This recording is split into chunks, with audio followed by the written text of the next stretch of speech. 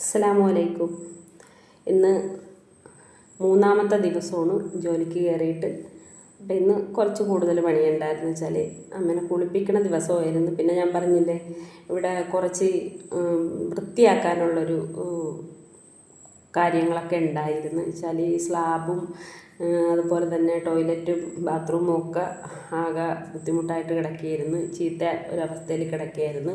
അപ്പം അതൊക്കെ ഒന്ന് ക്ലീൻ ചെയ്ത് പിന്നെ ഇന്ന് താഴത്തിരുന്നിട്ടില്ലെന്ന് വേണം പറയാനായിട്ട്. ഒരു 3-3:30 കൂടിയാണ് ഒന്ന് എൻ്റെ എല്ലാ കാര്യങ്ങളും കഴിഞ്ഞ് ഞാനൊന്ന് ഇരുന്നത്. അപ്പോൾ എനിക്ക് റേഷൻ കടയിൽ പോകണമായിരുന്നു.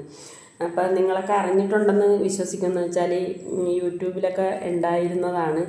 നമ്മൾ ഒരു മാസം റേഷനരി വാങ്ങിയില്ല എന്നുണ്ടെങ്കിൽ നമ്മളുടെ കാർഡ് BPL ആയിട്ടുള്ള കാർഡ് APLലും അതിന് മുകളിലേക്കൊക്കെ ആക്കുമെന്ന്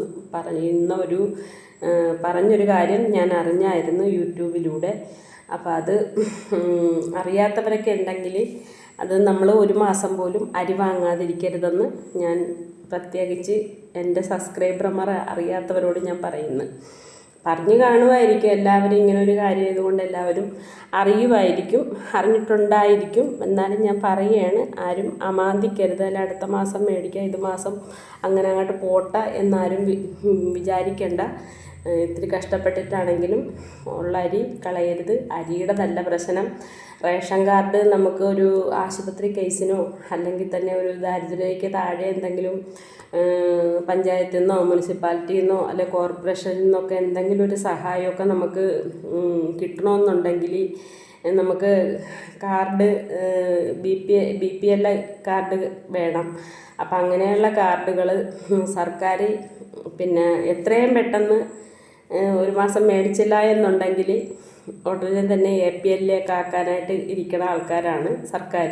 അപ്പം അതുകൊണ്ട് നമ്മൾ പ്രത്യേകം ശ്രദ്ധിക്കുക.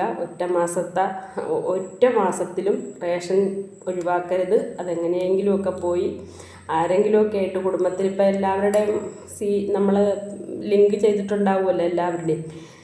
പിന്നെ എന്താ പറയേണ്ടത്, അപ്പം ഇപ്പം അങ്ങനെ ഒരു സമ്പ്രദായം ആയതുകൊണ്ട് ലിങ്ക് ചെയ്താലേ നമുക്ക് റേഷനരി വാങ്ങാൻ പറ്റത്തുള്ളൂ. അത് കാർഡിലുള്ളവർ തന്നെ ചെല്ലുകയും വേണം. അപ്പം അതുകൊണ്ട് എല്ലാവരും ശ്രദ്ധിക്കുക. ആ കാര്യത്തിൽ മുൻകൈയെടുത്ത് റേഷനരി എല്ലാ മാസവും മുടങ്ങാതെ വാങ്ങുക. അപ്പം ഞാനിന്ന് കുറച്ച് സമൂഹത്തിൽ നടക്കുന്ന കുറച്ച് കാര്യങ്ങളൊക്കെ ഒന്ന് പറയാമെന്നോർത്താണ് ഞാൻ ഈ വീഡിയോയിൽ വന്നിരിക്കുന്നത്. കഴിഞ്ഞ ദിവസം ഞാൻ വീഡിയോ ചെയ്തിട്ട് ഞാൻ പിന്നീട് ബാക്കി ആയിട്ട് വരാമെന്നും പറഞ്ഞ് പോന്നിട്ട് പിന്നെ ഞാൻ വരാൻ എനിക്ക് സാധിച്ചില്ല. മറ്റൊന്നുമല്ല, ഇതിലെ പാപി ചെല്ലടം പാതാളം എന്ന് പറഞ്ഞ കണക്കാണ് എൻ്റെ അവസ്ഥ. ഇപ്പം അവിടെ റേഞ്ചില്ല എയർടെല്ലിന്, ഇപ്പം ഇവിടെയും എയർടെല്ലിന് റേഞ്ചില്ല. ഞാൻ ആ ഒരു വീഡിയോ ഒരുപാട് കഷ്ടപ്പെട്ടാണ് നിങ്ങളുടെ മുന്നിൽ എത്തിച്ചത്. ഇന്നത്തെ വിശേഷമെന്നും പറഞ്ഞൊരു ക്യാപ്ഷൻ എടുത്ത് ഞാനൊരു വീഡിയോ കഴിഞ്ഞ ദിവസം ചെയ്തായിരുന്നു. അപ്പം അത് രാവിലെ ഒരു 7 മണിക്ക് ഞാൻ പോസ്റ്റ് ചെയ്തിട്ട് അത് അപ്ലോഡായി യൂട്യൂബിലേക്ക് കയറിയപ്പോൾ വൈകിട്ട് 6:30-7 മണി മഗ്‌രിബൊക്കെ കഴിഞ്ഞ് ആ സമയത്താണ് അത് അപ്ലോഡായത്.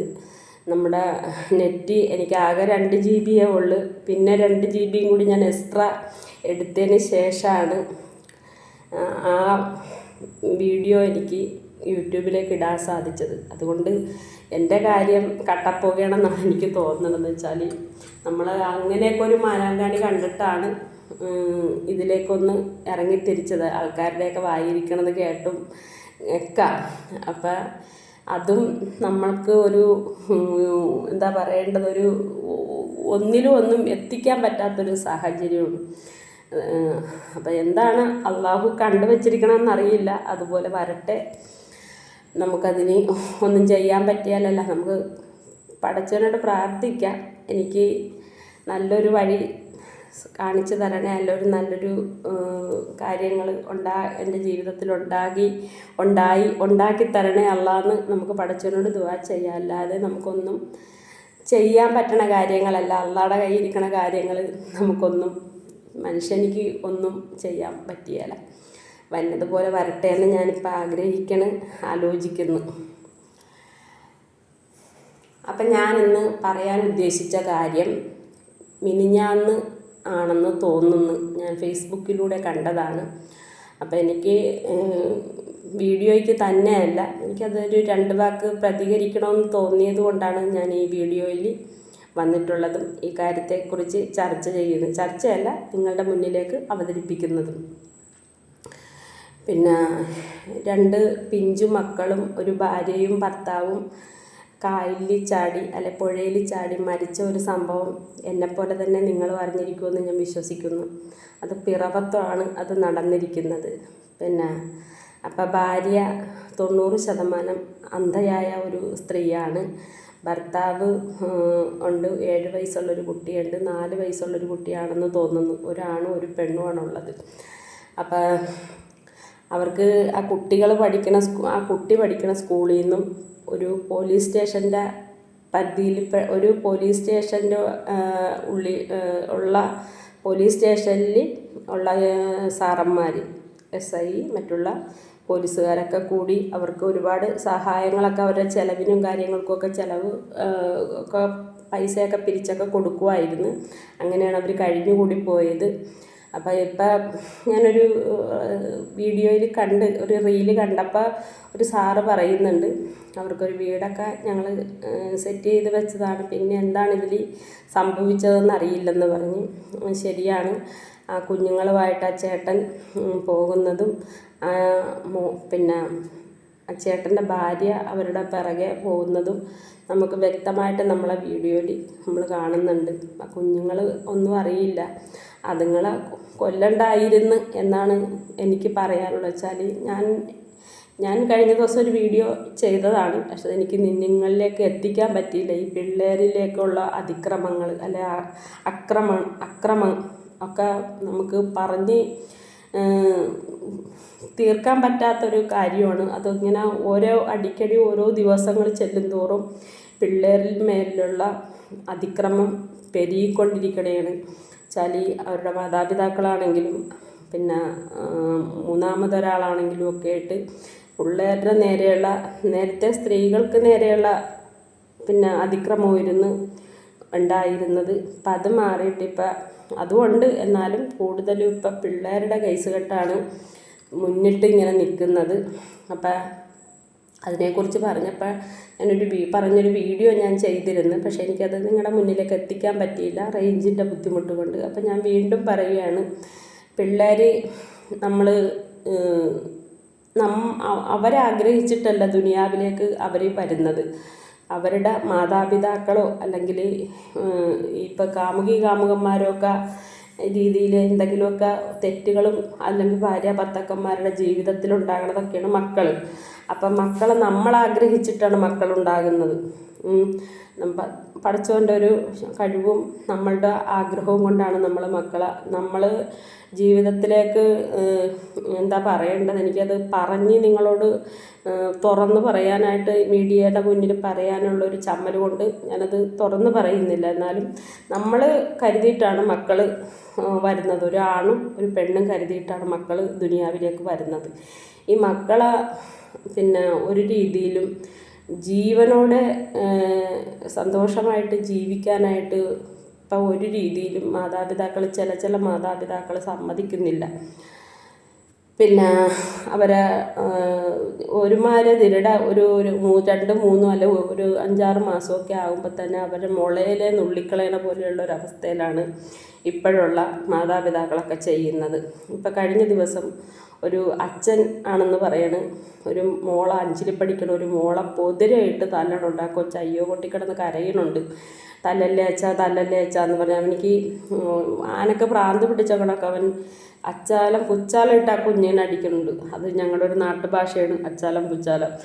അപ്പം അങ്ങനെ ഇട്ട് തല്ലിക്കൊല്ലണ മക്കളെയൊക്കെ എന്തിനാണ് ഈ മക്കളെയൊക്കെ ഇങ്ങനെ ഇവർക്ക് പോറ്റാൻ പറ്റിയില്ല, അല്ലെങ്കിൽ ഇവർക്ക് അതുങ്ങളൊരു ഭാരമാകണമെന്നുണ്ടെങ്കിൽ എന്തിനാണ് ഈ മക്കളെ ജനിപ്പിച്ച് ദുനിയാവിലേക്ക് കൊണ്ടുവരുന്നത്? അതുപോലെ തന്നെ ഇപ്പം പീഡനത്തിനാണ് ഇരയാകണ പെണ്ണുങ്ങൾ പിന്നെ പ്രസവിച്ച് അതുങ്ങൾ പിന്നെ വെന്റിലേഷനിൽ കൂടിയും പിന്നെ ജനാലയിൽ കൂടിയൊക്കെ എടുത്ത് പുറത്താട്ടെറിഞ്ഞ് അതുങ്ങളെ കൊല്ലണം. അതുങ്ങളുടെ ആയുസ്സിന് നീളമുള്ളത് കൊണ്ട് ചിലപ്പോൾ മരിക്കാതെ അതുങ്ങൾ പുറത്തേക്ക് വന്ന് രക്ഷപ്പെടണം. അപ്പോൾ അങ്ങനെയൊക്കെയുള്ള ഇപ്പം കഴിഞ്ഞ ഒരു 2-2.5 മാസത്തിന് മുമ്പ് ഒരു 1.5 വയസ്സുള്ള കുഞ്ഞിനെ ആ കൊച്ചിൻ്റെ മാതാവും ആ കൊച്ചിൻ്റെ അമ്മേനെ രണ്ടാമത് വിവാഹം ചെയ്തെന്ന് പറയണത് എങ്ങനെയാണെന്ന് എനിക്കറിയത്തില്ല.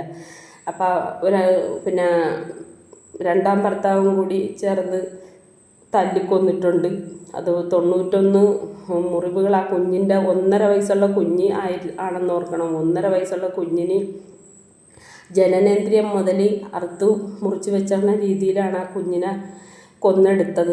അപ്പം ഈ മഹാഭാവമൊക്കെ ഇവരെവിടെ കൊണ്ടുപോയി വെച്ച് തീർക്കുമെന്നാണ് ഞാൻ ആലോചിക്കണത്. നമ്മളിപ്പോൾ എന്തെങ്കിലും ഒരു കുറ്റകൃത്യങ്ങൾ ഇതുപോലെയൊക്കെ ചെയ്യണ സമയത്ത് നമുക്ക് മുന്നിലേക്ക് ഒരു എന്താണ് നമുക്ക് ഒടേക്കാരൻ വെച്ചിരിക്കണം എന്നുള്ളൊരു പേടി ഭയം പോലും ഇല്ലാതെ ഈ മക്കളെയൊക്കെ ഇങ്ങനെ ഉപദ്രവിക്കാൻ തുടങ്ങിയാൽ എന്ത് ചെയ്യും എന്നാണ് ഞാൻ ഓർക്കുന്നത്. അപ്പോൾ ഈ ഇന്നലെ സംഭവിച്ച കാര്യം അതുപോലെ തന്നെ അവർക്ക് ആ കുഞ്ഞുങ്ങളെ കൊല്ലേണ്ട ആർക്കും മരിക്കേണ്ട കാര്യമില്ല വെച്ചാൽ എല്ലാവരും സഹായിക്കാമെന്ന് പറഞ്ഞെന്ന് പറയണം. അപ്പോൾ പിന്നെ എല്ലാവരും സഹായിക്കാമെന്ന് പറഞ്ഞപ്പോൾ പിന്നെ അവർ മരിച്ചത് എന്തിനാണെന്ന് എനിക്കറിയത്തില്ല. പിന്നെ എന്തെങ്കിലും ദുരൂഹമായിട്ടുള്ള കാര്യങ്ങളാണെങ്കിൽ പോലീസ് ഏറ്റെടുത്തത് അന്വേഷിച്ചിട്ട് അപ്പം അവർ ഇത് തെറ്റാ അല്ലെങ്കിൽ ആരെങ്കിലും വല്ല എന്താ പറയേണ്ടത് എന്തെങ്കിലും ദുരൂഹമായ കാര്യങ്ങളുണ്ടെങ്കിൽ പോലും ഇപ്പം അവർ 4 പേരും ജീവിച്ചിരിപ്പില്ല. എന്നാലും ഇത് വീണ്ടും വേറെ ഒരാൾക്കുണ്ടാകാതിരിക്കണമെന്നുണ്ടെങ്കിൽ ദുരൂഹത എന്തെങ്കിലും ഉണ്ടെങ്കിൽ അത് പോലീസ് അന്വേഷിച്ച് അതിൻ്റെ സത്യം പിന്നെ നെല്ലും പതിരും വേർതിരിച്ച് നമുക്ക് തരണം. പിന്നീടത് മറ്റുള്ളൊരു സ്ഥലത്ത് വേറെ ഇതുപോലെ ഒരു മരണം ആവർത്തിക്കരുത്. പിന്നെ ദാരിദ്ര്യം കൊണ്ടാണ് മരിച്ചതെങ്കിൽ നമ്മളുടെ ഈ നാട് എന്താ പറയേണ്ടത് പിന്നെ പട്ടിണി മാറ്റിയ ഒരു ദാരിദ്ര്യ നിർമ്മാർജ്ജനം ആയിട്ടുള്ളൊരു സ്ഥലമാണ് നമ്മുടെ ഈ കേരളം. എന്നിട്ടും ഇപ്പം ഈ പട്ടിണി ആയിട്ടും ദയനീയമായ ഒരവസ്ഥയിലുമൊക്കെ മരണപ്പെട്ട് എന്ന് കേൾക്കുമ്പോൾ നമുക്ക് ലജ്ജ തോന്നുന്നുണ്ട്. എനിക്കാണെങ്കിൽ ലജ്ജ തോന്നുന്നുണ്ട്. എന്താണെന്ന് വെച്ചിട്ടുണ്ടെങ്കിൽ ഇപ്പം ഞാൻ ആരെയും പിന്നെ ജാതി തിരിച്ചൊന്നും പറയണതല്ല. ഓരോ കാണിക്കയിലേക്ക് 2.5 പവൻ 2.5 കിലോൻ്റെ പിന്നെ വിഗ്രഹം, 3.5 പവൻ്റെ വിഗ്രഹം, അതുപോലെ തന്നെ ഓരോരോ സ്ഥലങ്ങളിലേക്ക് ലക്ഷങ്ങൾ കോടിക്കണക്കിന് രൂപയൊക്കെയാണ് ഓരോ കാര്യങ്ങൾക്കും ചെയ്യുന്നത്. അപ്പം ഈ പട്ടിണി പാവങ്ങളെ ഇതുപോലെയുള്ള ആൾക്കാരെയൊക്കെ ഒന്ന് കണ്ടുപിടിച്ച് അവരെ ഒരു താങ്ങി രക്ഷപ്പെടുത്തിയ ഇങ്ങനത്തെ മരണങ്ങളൊക്കെ ഏറെക്കുറെ ഒഴിവാക്കാൻ പറ്റും. ഈ ദാരിദ്ര്യം കൊണ്ടുള്ള മരണമൊക്കെ ഒഴിവാക്കാൻ പറ്റും. ഇപ്പം അവർ ഭാര്യയും ഭർത്താവും ഏറെക്കുറെയൊക്കെ അവരുടെ സുഖദുഃഖങ്ങളൊക്കെ ഈ ദുനിയാവിൽ അനുഭവിച്ച് വന്നവരാണ്. അവരിനി മരിച്ചേനല്ല ഞാൻ പറയണതല്ല, മരിക്കാനും അല്ല ഞാൻ പറയണത്. അവരിപ്പോൾ അവരുടെ ജീവിതങ്ങളൊക്കെ ഏറെക്കുറെയൊക്കെ ദുനിയാവിൽ അനുഭവിച്ച് അറിഞ്ഞവരാണ്. ആ മാലാഹ മക്കൾ എന്തറിഞ്ഞിട്ടാണ് അതുങ്ങളെ എടുത്ത് എങ്ങനെ വെള്ളത്തിലിടാൻ തോന്നിയെന്നാണ് ഞാൻ ആലോചിക്കുന്നത്.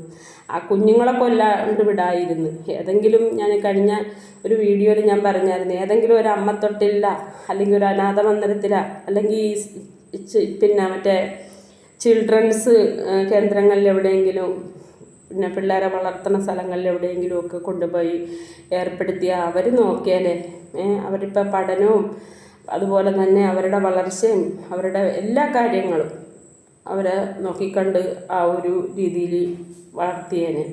അതുങ്ങളെ കൊല്ലേണ്ട ഒരു കാര്യവും ഉണ്ടായിരുന്നില്ല എന്ന് ഞാൻ ആലോചിക്കുകയാണ്. എനിക്കെന്ന് വെച്ചാൽ മക്കളെന്ന് പറഞ്ഞാൽ എൻ്റെ പ്രാണനാണ്.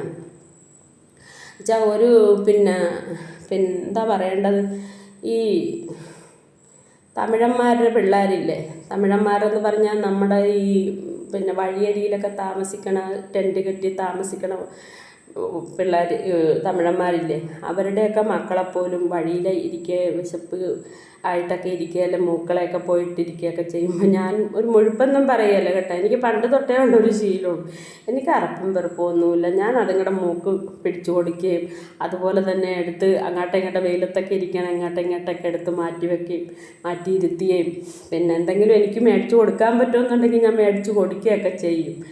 അങ്ങനെയാണ്. എനിക്ക് കുഞ്ഞമ്മക്കളെ എന്ന് പറഞ്ഞാൽ ജീവനാണ്, എൻ്റെ പ്രാണനാണ് കുഞ്ഞമ്മക്കൾ.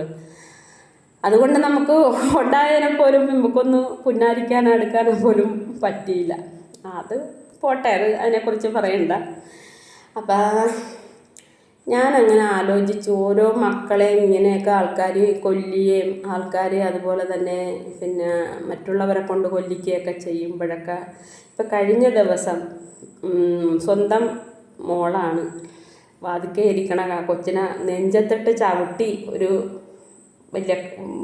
എൻ്റെയൊക്കെ പ്രായം ഉണ്ടാകുകയില്ല, എന്നാലും ഒരു 10, 28, 30 വയസ്സുള്ള ഒരു സ്ത്രീ, നല്ല ഹൈറ്റും വെയിറ്റും ഒക്കെ ഉള്ള ഒരു സ്ത്രീ ഒരു 2.5, 3 വയസ്സുള്ളൊരു കൊച്ചിൻ്റെ നെഞ്ചത്തിട്ട് ചവിട്ടിയാൽ എന്താകും സ്ഥിതി? അങ്ങോട്ട് ആ കൊച്ച് വാതിക്കൽ പടിയിൽ ഇങ്ങനെ മലന്നടിച്ച് വീഴണം, തല അടിച്ച് വീഴണം. നമ്മൾ ഇപ്പോൾ കൂടുതലും കള്ളത്തരമൊക്കെ ഈ CCTVയിലൂടെയാണ് നമ്മൾ കാണുന്നതും അറിയപ്പെടുന്നതുമൊക്കെ. പുറം ലോകത്തേക്ക് കൊണ്ടുവരുന്നത് CCTV വഴിയുള്ള പിന്നെ ദൃശ്യങ്ങളാണ് നമ്മൾ കാണുന്നത്. അപ്പം അതുപോലെ തന്നെ CCTVയിലൂടെ കണ്ടതാണ് ഈ കാര്യം. അപ്പം ഞാൻ ചോദിക്കണത് അപ്പോഴും ഇപ്പോഴും ഒക്കെ ഞാൻ ചോദിക്കണത് ഇതാണ്: ഈ മക്കളെ വളർത്താൻ പ്രാപ്തിയില്ല എന്നുണ്ടെങ്കിൽ, അല്ലെ മക്കൾ വേണ്ടാത്ത ആൾക്കാരാണെങ്കിൽ ആ മക്കളെ എന്തിനാണ് ദുനിയാവിലേക്ക് ജനിപ്പിച്ച് കൊണ്ടുവരണത്? അത് ഇപ്പം എന്തെല്ലാം മാർഗങ്ങൾ, മക്കളുണ്ടാകാതിരിക്കാനുള്ള മാർഗങ്ങൾ എന്തെല്ലാം ഉണ്ട്. എന്തിനാണ് ഈ മക്കളെ ജനിപ്പിച്ച് കൊണ്ടുവന്നു വെച്ചാൽ അതുങ്ങളെ ഇങ്ങനെ ഇഞ്ചിഞ്ചായിട്ട് തല്ലിക്കൊല്ലണം, അല്ലെങ്കിൽ മറ്റുള്ളവർക്ക് കൊല്ലാനിട്ട് കൊടുക്കണതും അതുപോലെ തന്നെ പുഴയിലെറിയണതും ഒക്കെ എന്തിനാണ്? ഈ പാപമൊക്കെ എവിടെ കൊണ്ടേ വെച്ച് വീടുകളന്മാരും ഇവന്മാരും ഒക്കെ.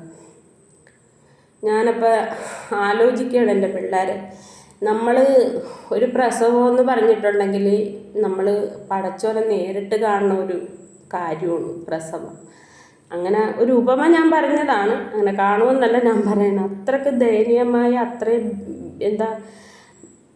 നമ്മൾ ഒരിക്കൽ കൂടി ഞാൻ എൻ്റെ ഒരു വീഡിയോയിൽ പണ്ട് പറഞ്ഞിട്ടുണ്ട്, നമ്മൾ പ്രസവ വേദന ഓർക്കുമ്പോൾ നമ്മൾ പിന്നെ പ്രസവിക്കുകയില്ലെന്ന് ഓർക്കും. ആ ലേബർ റൂമിൽ കിടന്ന് നമ്മൾ ഓർക്കും, ഞാൻ ഇനി പ്രസവിക്കുകയില്ല, എനിക്കിനി വേണ്ട പിള്ളേർ, ഈ ഒരെണ്ണം മതി എന്ന് നമ്മൾ ഓർക്കും.